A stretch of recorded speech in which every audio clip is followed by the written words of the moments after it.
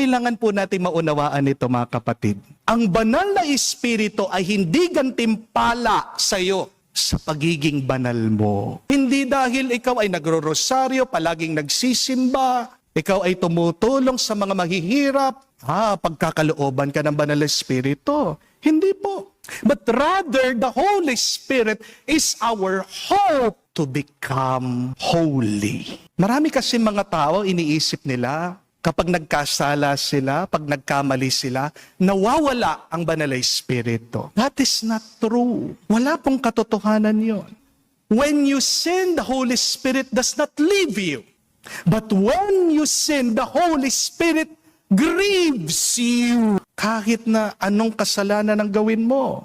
Ang mabuting balita, hindi ka iiwanan ng banal na Espiritu, pero hindi mo mapipigilan ng banal na Espiritu na iyakan ka.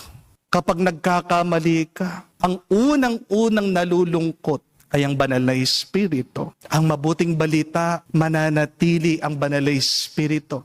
Ano man ang ating pagkakamali, gagabayan tayo ng banal na Espiritu kahit na mapasama tayo. Hindi ka iiwan ng banal na Espiritu hanggat hindi mo magawa ang tama, hanggat hindi mo makamuka si Kristo. Wala tayong magagawang pagkakamali o masama para mapaalis mo ang banal na Espiritu.